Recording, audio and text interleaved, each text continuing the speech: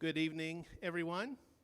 I want to welcome everyone here. This is truly a humbling experience that so many friends and family and even strangers took time to come out and spend the evening here with us. If you're not familiar with our church, bathroom facilities are located this door. Not everybody may know that, so if you need to hunt a bathroom, it's out this door. Without further ado, we'll go ahead and start tonight's program. If you would please rise as you are able for the presentation of our national anthem.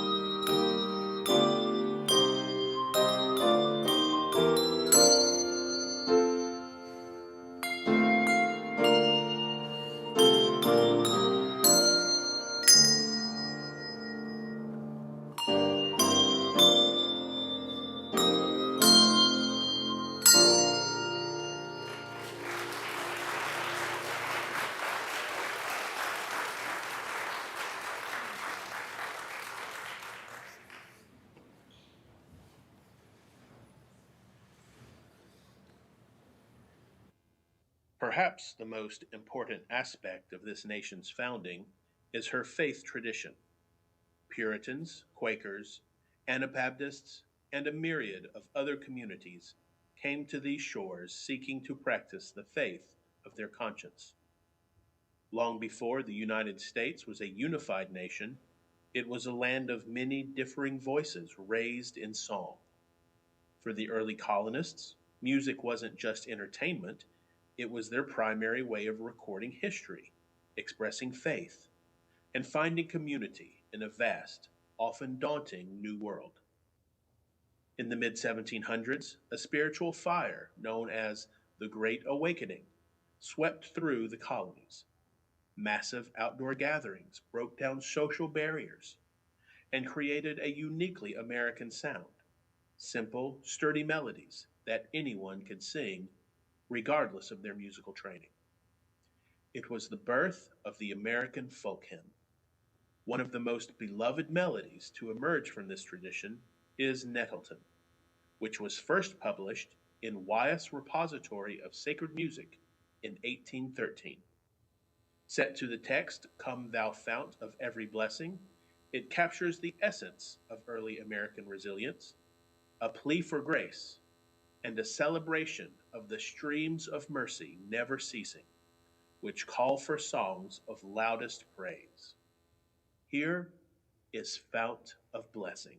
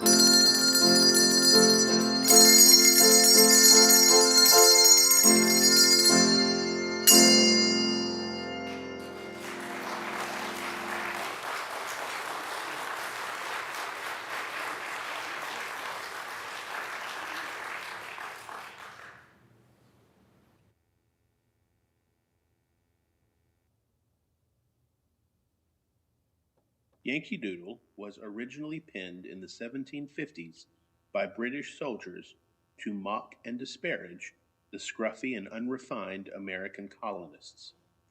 But in a quintessentially American move, the Continental Army didn't get offended, they got inspired. They adopted the song as their own, tweaking the lyrics and singing it back at the British as they marched into battle during the American Revolution. It became our first musical victory, a reminder that the American character is defined by resilience, a bit of defiance, and a very healthy sense of humor. But just what does the song have to do with macaroni? Macaroni referred to an overly foppish continental European with ornate clothes and tall powdered wigs. Originally, the song suggested that the Americans were so unsophisticated that they thought that by merely sticking a feather in their caps turned them into those stylish fops. Yankee Doodle was transformed from these taunting origins to one of the most widely known and beloved patriotic melodies. This arrangement takes the familiar tune and reimagines it in multiple styles using a variety of handbell techniques. It is fast and it is slow. It is traditional and it is unconventional. It is witty and it is unapologetically American. This is Yankee Doodle Variations.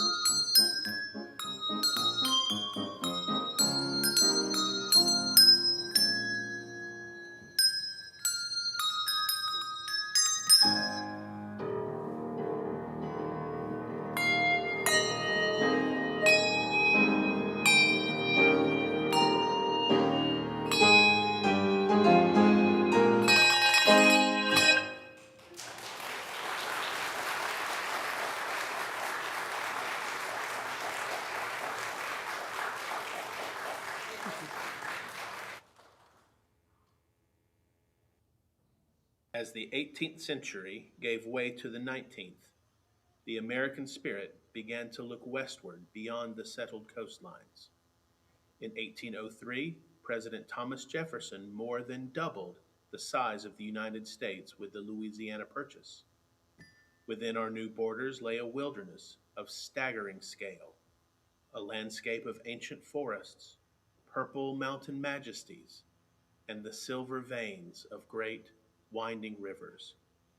This was the era of explorers like Lewis and Clark, and of the American pioneer, where the horizon wasn't a boundary, but a luring beacon of new opportunities. Among the most iconic melodies to emerge from this era is Shenandoah. It tells a story of yearning for a home left behind, for a daughter of a chieftain named Shenandoah, and for the wide Missouri, that rolling river that carried the American dream deeper and deeper into the heart of the continent. This haunting arrangement by Christine Anderson and Daniel Cramlich captures the quiet awe of a people encountering the vastness of their own country for the first time. It is a song of love and of longing, reflecting a time when the pace of life was measured by the flow of the current and the slow trek of the wagon train. Come as we journey across the wide Missouri. This is Shenandoah.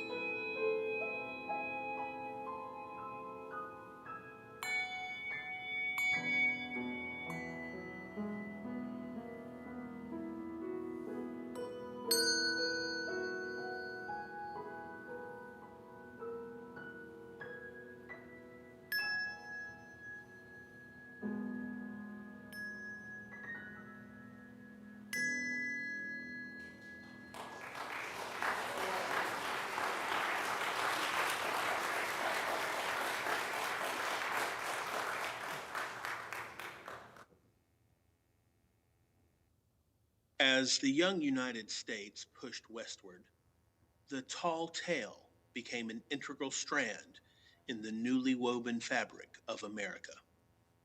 Mythical figures like Pecos Bill and Paul Bunyan, and real life heroes like Davy Crockett and John Henry became emblematic of the new American frontier and the new American spirit. These stories were bold, perhaps slightly exaggerated, and filled with a rugged independence. Another such tall tale from this period is the Arkansas Traveler. It was a yarn originally spun in the 1840s, but this legend was soon thereafter memorialized in a humorous fiddle tune that perfectly captures the sharp wit and dry humor of the backcountry. The story tells of a city traveler who becomes hopelessly lost in the wilderness. He happens upon a grizzled old backwoods bumpkin sitting near his dilapidated cabin, scraping away on a fiddle. The traveler asks the fiddler for a warm place to stay and a bite to eat, but every question is met with a sarcastic punchline. When the traveler asks, "Where does this road go?" the fiddler wryly tells him it doesn't go anywhere. It stays right there. Seeing the home falling apart, the traveler finally remarks on the man's house, pointing out that it is completely run down and has a leaky roof. But the fiddler looks up, unbothered, and delivers the ultimate frontier logic. He tells the stranger that he can't fix the roof when it's raining, and he has no need to fix it when the weather is fair. But the fiddler has a problem. He only knows half the song. The traveler asks for the fiddle and is able to complete the tune, much to the fiddler's delight. He immediately tells his family to prepare the finest food and the finest bedding, such as it is, for the traveler's use. It is a brilliant story of wit, humor, and ultimately the music that brings us together. This is Arkansas Traveler.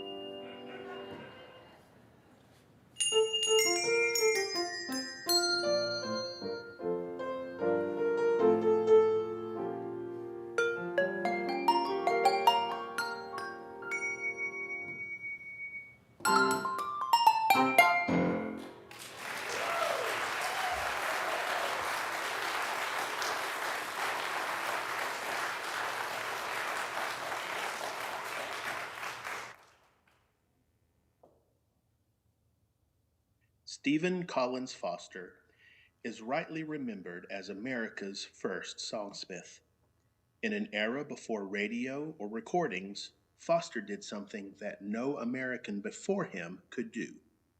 He captured the raw heartbeat of a young nation, penning melodies so deeply woven into our cultural DNA that they feel less like compositions and more like part of the landscape itself. Foster's genius, in part, lay in his striking versatility. He composed tunes that could capture the frenetic rhythm of a Pennsylvania racetrack in Camptown races, and also the haunting, tender romance of Jeannie with the light brown hair, which he wrote for his wife Jane. He wrote lyrics which were absurd and nonsensical in O Susanna, which contains the lines, "It rained all night the day I left, the weather it was dry. The sun so hot I froze to death. Susanna, don't you cry." But he also wrote beautiful and evocative prose in Beautiful Dreamer. Beautiful dreamer, wake unto me. Starlight and dewdrops are waiting for thee.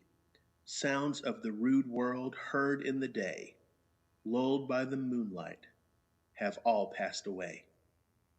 Foster's music so thoroughly embodies America that he is one of only two songwriters that have written official state songs for two states. Can you name them? He gave a young America its first true soundtrack. And fittingly, we also celebrate the 200th anniversary of Stephen Foster's birth, born July 4th, 1826. This is Stephen Foster Medley.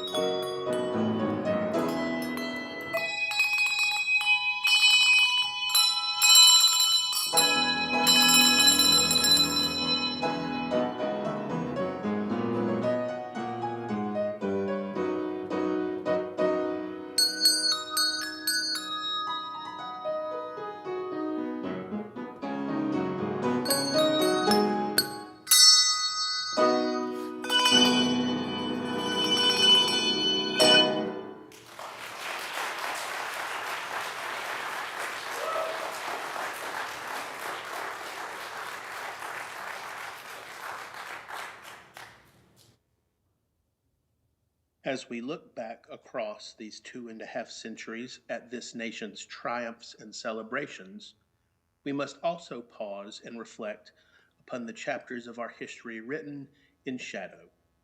For millions of African Americans, the American journey began in the bonds of slavery, a shameful blight on the American story.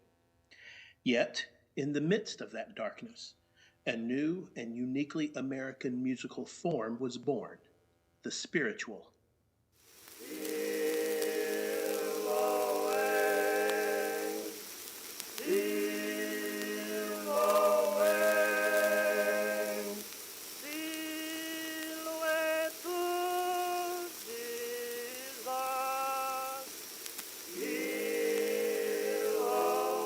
These were songs of sorrow, but also songs of survival. In secret gatherings, known as hush harbors, spirituals became a coded language of hope, sharing maps to freedom and the promise of a better world. These melodies provided the rhythmic pulse for a people who refused to let their spirits be broken. The journey didn't end with the dawn of freedom and emancipation. Through the hardships of Jim Crow and the courageous strides of the civil rights movement, these songs evolved and were often sung by marching protesters, their arms interlinked in solidarity. But the core of the spiritual remained the same: a demand for dignity, a faith in justice, and a hope for the promise made in the Declaration of Independence that all men are created equal. Spiritual Medley, arranged by Nancy Haskell, begins with the quiet intimacy of Steal Away to Jesus, before building into celebratory anticipation with Ain't That Good News, and finally the joyful Amen. This is a tribute to the resilience of a people that have shaped and defined the American spirit. This is Spiritual Medley.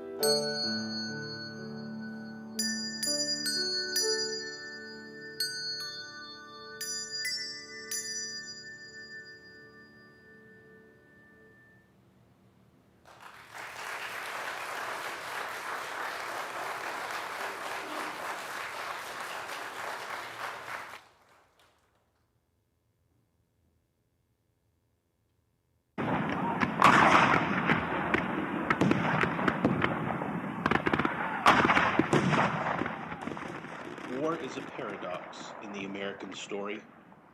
It is a time of immense darkness and terrible cost, a testing ground for the very foundations of our democracy. Yet throughout our 250 years, the crucible of conflict has also forged our greatest moments of unity, courage, and resolve. From the frozen forests of Valley Forge, to the beaches of Normandy, to the blistering sands of Iraq and Afghanistan, the story of America could scarcely be written without the service of those who selflessly answered her call. We see it in the eyes of the young men and women who left their homes from all corners of this nation to defend their homeland and to take up the heavy yoke of duty. L.B. Buster Johnson, a veteran of the U.S. Army Air Corps who served during World War II, and Jim Braswell, a Navy submariner who served during Vietnam, are just two of the millions of Americans whose quiet bravery ensured that the light of liberty would not be extinguished. Tonight, Allison and I honor our fathers and all those who have selflessly served for the last 2.5 centuries. This is Battle Hymn of the Republic.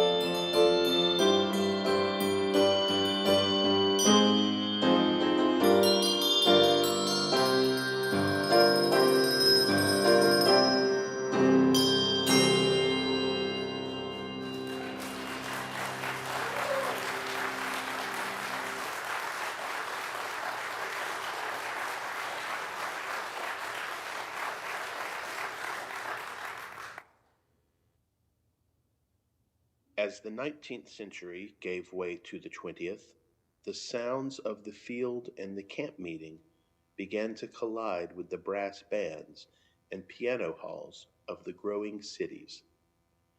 From this collision of cultures, a new and purely American musical language was born: jazz. It was music that didn't just follow the rules, it played with them, syncopating the rhythm and bending the notes to capture the complex emotions of a changing nation. Nowhere was this blend more powerful than in sacred music. Just a Closer Walk with Thee is the quintessential example. It began as a humble hymn of the South, but it found a second life in jazz clubs and street parades.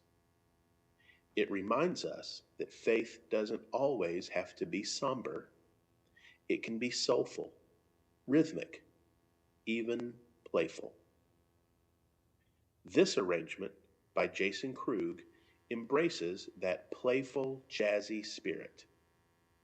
It celebrates the American ability to take a simple prayer and give it a new, vibrant heartbeat, proving that even the oldest traditions can find a modern groove. This is Just a Closer Walk with Thee.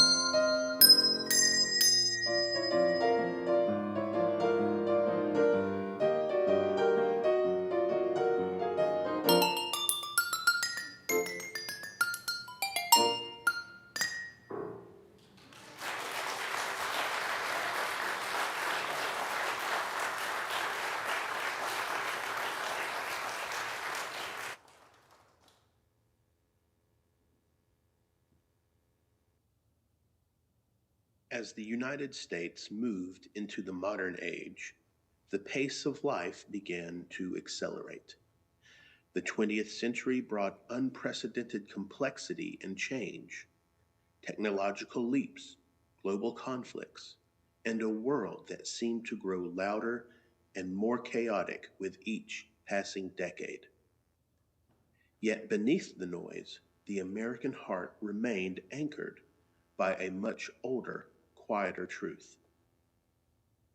The Shakers of the 18th and 19th centuries believed that beauty rests in utility.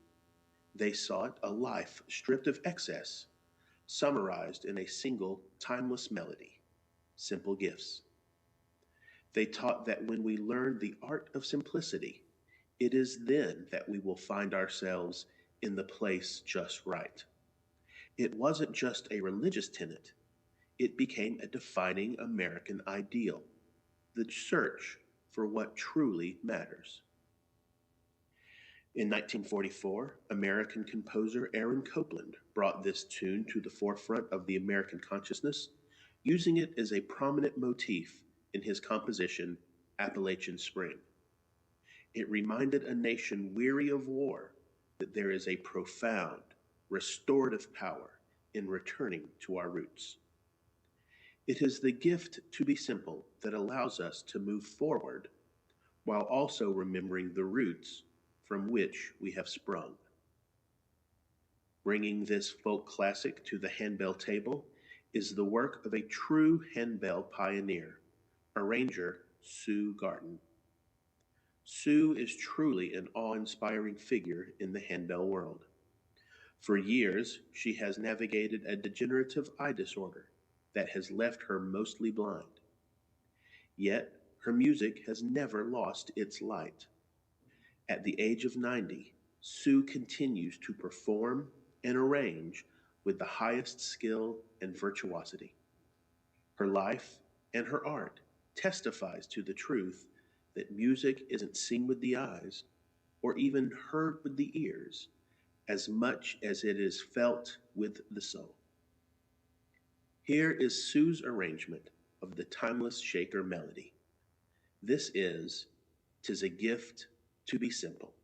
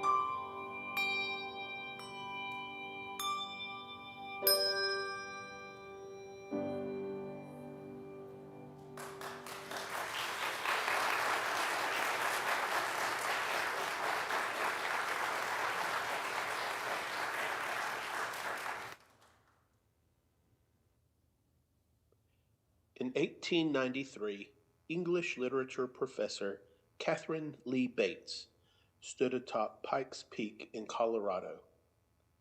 Looking out over the vast expanse of the continent, she didn't just see a landscape, she saw a poem.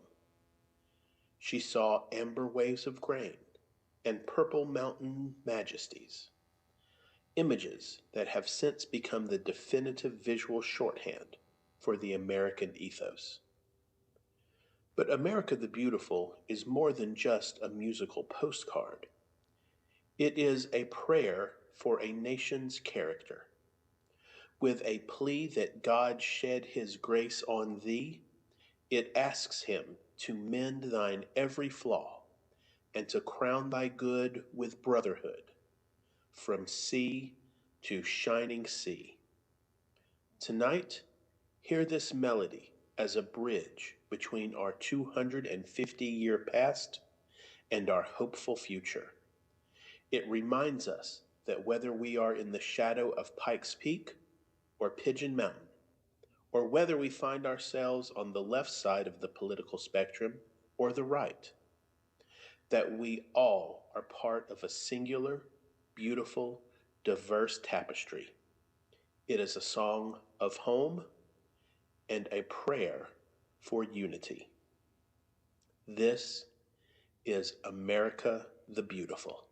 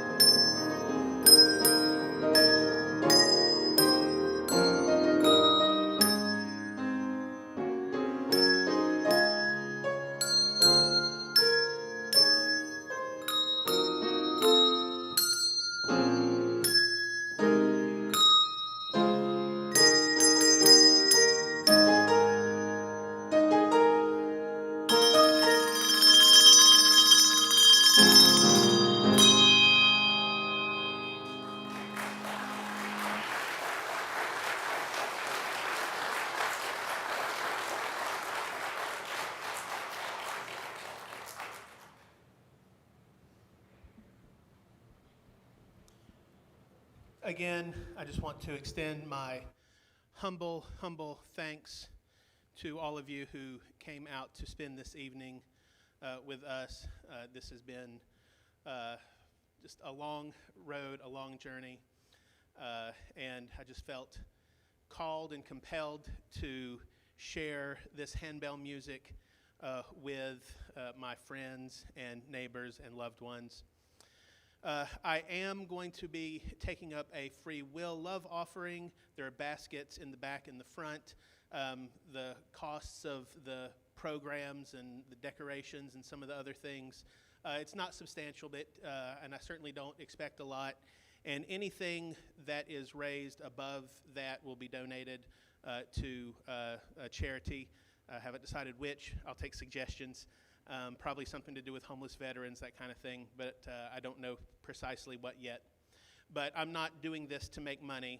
I'm not doing this to line my pockets. I want to recoup some of my expenses if possible, but I'm not here to make money. I'm here to share this art of handbell ringing that I love with my community, my friends, my neighbors, my family.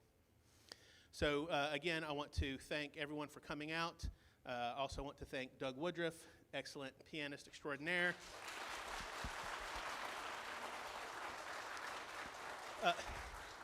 There will be no encore, so once this last piece is done, you can go home. Standing up and applauding, though you can stand up and applaud for 10 minutes, but it won't make me play anything else. So. So again, thank you. This has been an honor and a joy. Thank you. We have traveled through 250 years of the music and melodies that have shaped this nation. From the quiet, prayerful hymns of the frontier to folk melodies ingrained in our collective consciousness, to rousing patriotic anthems. But the American story is not a finished book. It is a living, breathing, ever-evolving work in progress. Here in July of 2026, we aren't just looking back on our history. We are looking forward to the next chapters we will collectively compose together. To mark this historic semi-quincentennial, a brand new work was commissioned specifically for this program, the Grand Flag March. This piece was arranged combining two familiar American tunes to capture the unbridled energy of a nation that is always moving, always building, and always reaching for the next horizon. Your Grand Old Flag was composed by George M. Cohan in 1906 and swells with patriotic pride. Stars and Stripes Forever was composed by America's bandmaster John Philip Sousa in 1896 and is the official march of the United States of America. The Piccolo Obbligato is one of the most iconic passages in all of band repertoire. Kurt Meyer has skillfully woven together these two indelible American melodies into a single grand spectacle of pomp, pride, and patriotism. This is the fitting final selection of the evening. It is a tribute to our past, a celebration of our present, and a fanfare for our future. We bring 250 years of American music to its grand conclusion with Grand Flag March.